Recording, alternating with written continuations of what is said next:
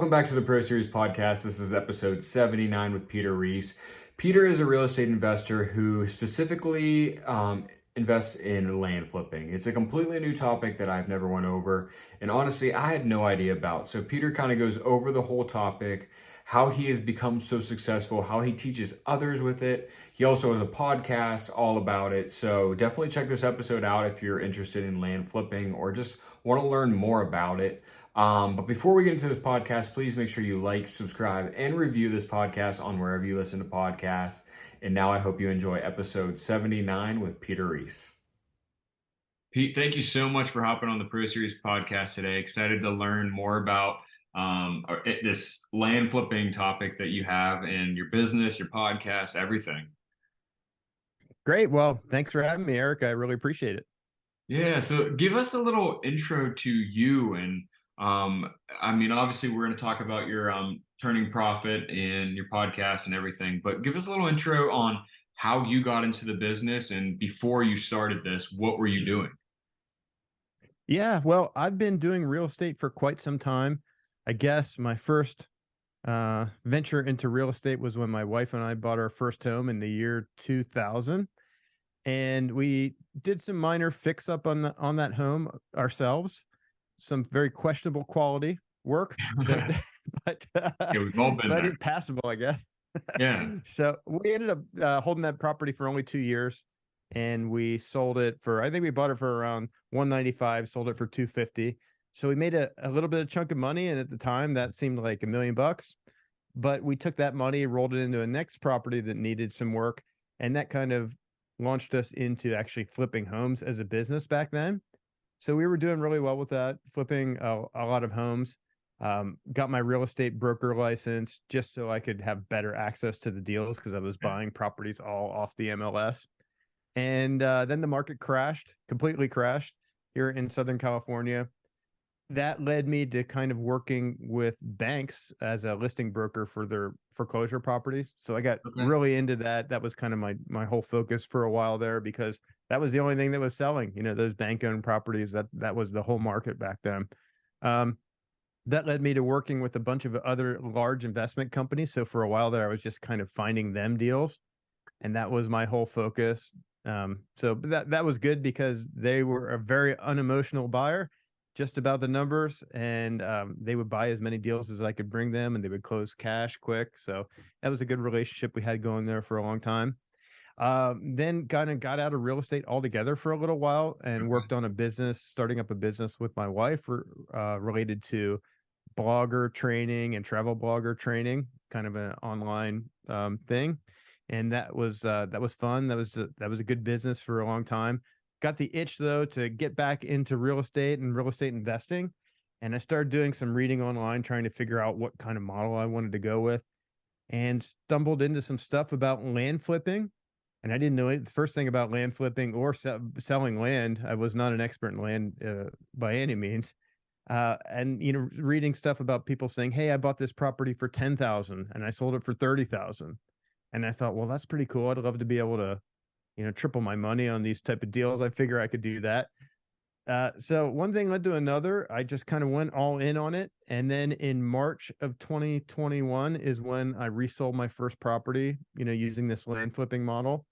That first year ended up doing a little over 1.25 in revenue and about 50% gross profit margin. So on average, we were able to buy a property and double our money after all the fees. So after all commissions and closing costs and everything. Yeah. So, and then 2022, stepped it up even more, did just about 3.5 million in revenue and a little less than 50% gross profit margin, but pretty close. And then 2023, looking to do 10 million. So trying to ramp it up as quickly as we can. That's insane. So tell me about land flipping. When we got on this call, I kind of told you I was excited to learn more about it because, we hear about house flipping. It's all over TV. Everybody wants to do house flipping. And I have an idea of what land flipping is, but I bet you any money it's not what I'm thinking. So I would love to hear more about land flipping and what exactly it is. Yeah, that's a good question. And the way I do it, I have to preface this by saying the way I do it is not the only way to do it. There are other investment strategies related to this, but this is what I do. So I buy properties off market, and I do that by sending out a bunch of direct mail, and I send out actual offer letters to landowners. And Really? these offer letters, these offer prices are at a pretty aggressive price, but it's a cash, quick close, offer that's in the letter. And then we purchase these properties off market with our own cash. And then sometimes we'll do some minor improvements to the property. It could be clearing some brush or getting a survey done or a perk test, something along those lines. And then we'll list them with a local land agent broker and then resell them. We'll list it at a price that's slightly below market, so we sell it quickly. So, and that's what's been able to keep our average hold time for, about 60 days. So that's kind of a whole key. Just keep on, flipping as Yeah. quickly as possible. Keep the money moving.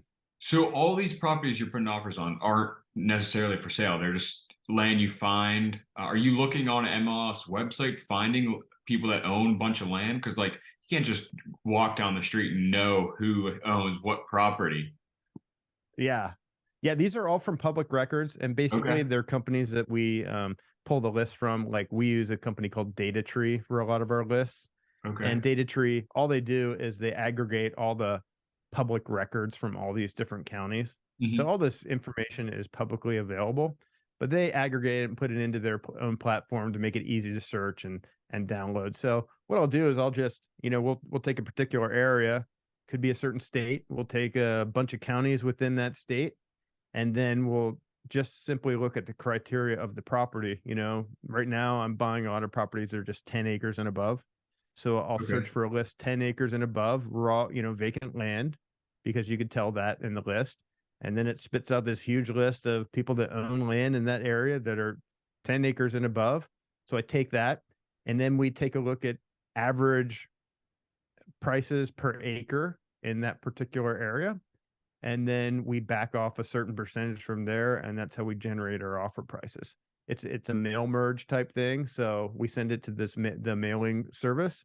They merge it all together, so it then puts in a specific offer price on each letter, and each property's got the parcel number and all that kind of stuff. So yeah, that gets the phone ringing, and then we see what we can do to put deals together on these. Sometimes it's impossible getting like very accurate on our pricing, doing it this way, Yeah. but at least gets the conversation started. Sometimes we're, too high on the price for whatever reason. Maybe that it's swampland and we didn't know that when we're sending out the letter, or maybe we're too low and they call up and they're like, well, I want to sell, but here's what it would need to be in order to put the deal together. And we take a look at it and see if we can make it work, and then go from there.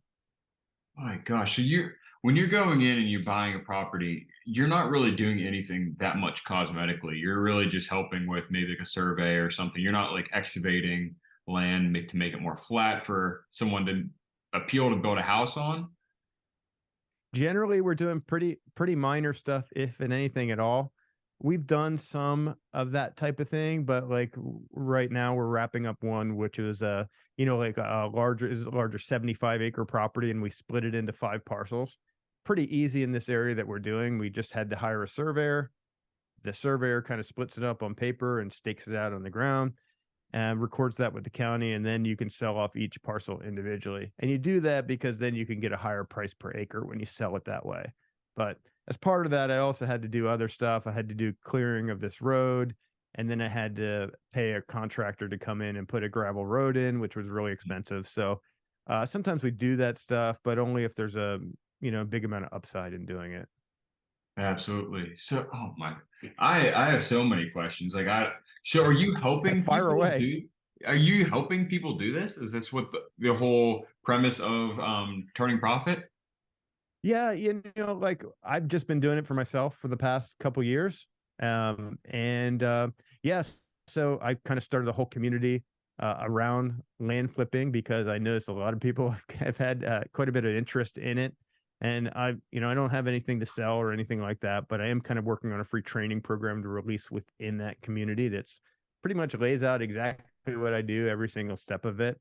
Down the road, I might offer some sort of like paid mentorship thing or something, but Yeah. nothing right now. And I'm just kind of having fun getting out there and showing other people what's possible. And even my kids, I've got 3 daughters. Two of the older ones, 22 and 20. they saw what I was doing and they were like, "Hey, Dad, that looks interesting. Could you help us do some of it too?" They had a little bit of money saved up. They were going to do another business together, which never materialized. But so they had $8,000 that they pulled together, and I just kind of started sending them a couple of my like extra like smaller deals. Yeah. And to make a long story short, they took 8,000 at the beginning and parlayed it into 84,000. And yeah, just by doing Wow. 6 or 7 land flips. Yeah. Holy crap. So I mean, it's genius, definitely, because you don't have to put much into it.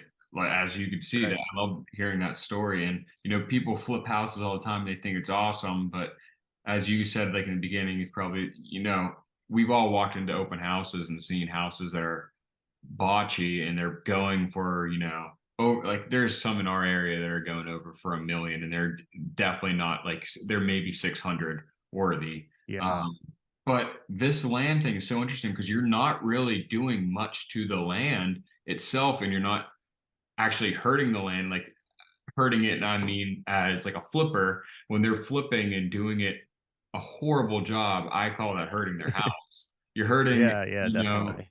you're hurting the next owner. You're kind of screwing them over. But this is crazy, and you're getting it done in 60 days. You said at most, Yeah, right? yeah. Our average for the first, first maybe almost 2 years was about 60 days. It's ticked up a little bit lately. The last couple of months has been about 75 days, um, but yeah. So I'll see where it shakes out. As if 75 is more on the average, just because of where the market's been lately or whatever. But yeah, it's regardless, it's quick flips, 60 to 90 days, I think, is pretty much where it's gonna be on average. And Yeah, sometimes we have ones that take a long time. Like when I say a long time, maybe like 9 months, something like that, just because I had it overpriced to begin with, generally is what happens. Uh, but then sometimes they go super ultra quick, like I just closed one this past month. It was 11 days. So, I just held it for 11 days. So, and that accounts for putting it on the market, getting an offer, going through a resale escrow transaction and closing it. So it's pretty much a record. So, yeah. How many people actually give or don't give you a call from when those letters that you're sending out? Is it oh, most probably people more? don't. Yeah, most people don't. Yeah. Okay. Yeah. Yeah. I mean, I'm sending out a huge volume of letters at this point. I mean, I'm Yeah. sending out 50,000 letters a month. Holy crap. So, Gee. yeah. So it's a But small percentage, but it's just yeah. a numbers game. Yeah, but and I mean, you also think like, yeah, is mail dead? But most of these people you're probably selling to probably don't have the forms of all this media and stuff that we could go to, and that's probably an amazing source because you have to have mail. Like everybody has to get mail to their home somehow. If it's a PO box, That's right. Yeah. Yeah, I mean most of the sellers are not younger people. yeah, They're not, they're not on TikTok and, they're older people. They've either owned yeah, this land forever or maybe they inherited it or, and I'm doing these properties in rural areas mostly. yeah. So it's there are, people that are online and all those things as well, but the mail seems to work for our normal seller. Absolutely. So, what's some advice you have for someone that wants to get into this, and what type of person do you expect to get into this? Because you know, there's some people that it's not meant for everybody. You know, a lot of people Oh yeah. in the house flipping community, you know, probably more than half of the people that do it shouldn't be doing it, just because of they're just not willing to learn or not willing to figure it out to actually be successful. So, what's some advice you have for them, and what type of person do you think would be good at this?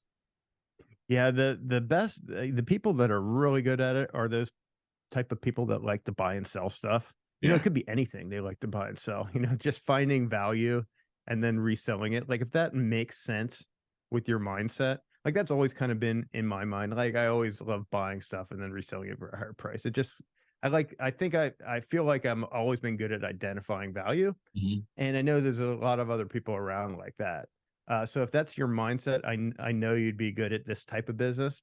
Um, the other thing is people that have already kind of got their foot in real estate and kind of understand how things work, buying and selling, and whether they're a real estate agent or whether they're, an investor or really are interested in investing. I mean, all those types of people generally end up doing pretty well.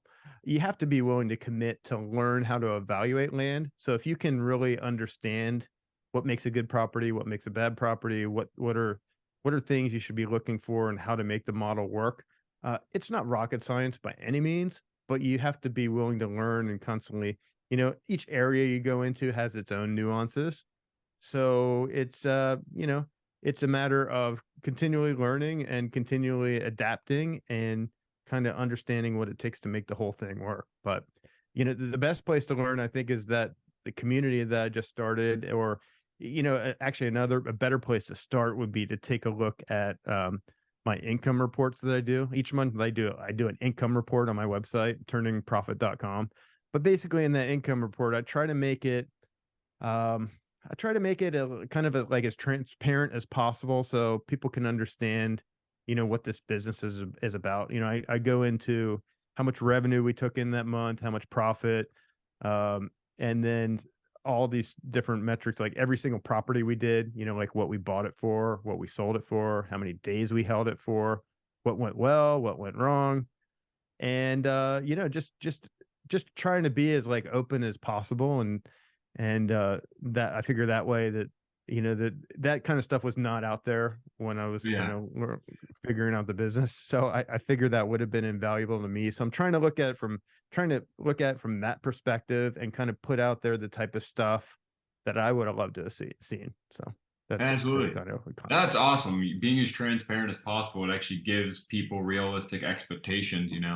We all Yeah. watch, people lie all the time on TV about like renovations and stuff, but this is awesome to actually see real numbers and seeing it like actually work. Well, let's talk about your podcast a little bit. So are you just talking about each flip in each episode, or are you just kind of documenting it? We take a different topic for each episode. Okay. Sometimes we're talking about, like we've done a number of Q&A episodes about questions from our community and, a bunch of different topics. We do some stuff which is, just one particular topic within land flipping. And then also we dig into just real estate investing in general. We've had some pretty cool guests on so far talking about their kind of niche in real estate investing. So we're trying to cover the gamut a little bit, but also remain grounded in the land flipping side of things. Absolutely. That's awesome. I'm going to have to take a listen. I want to finish off on where people could find you, your website, your podcast name, and your social handles. Yeah, I appreciate that. Best place to start would be turningprofit.com. And that's the website. That's where we have all the income reports and actually links to all of our social accounts as well. Okay. YouTube, we're really putting a big focus on YouTube. That's at Turning Profit. And then on there, that's where we've got the podcast. I do income report videos on there, a bunch of other, short content and lots of other things on there. On all the different podcast platforms, if you just search for Turning Profit, you'll find us. It should pull right up. And so I'd love it if anyone was interested in kind of this side of things to go check it out and obviously join the free community, which I think would be a really cool thing as well. Absolutely. Pete, well, thank you so much for hopping on today. Definitely, we need to keep in touch. And if whenever you come out with those Definitely. classes, I would love to have you back on and talk about that or Great. anything else you bring to the table for Turning Profit.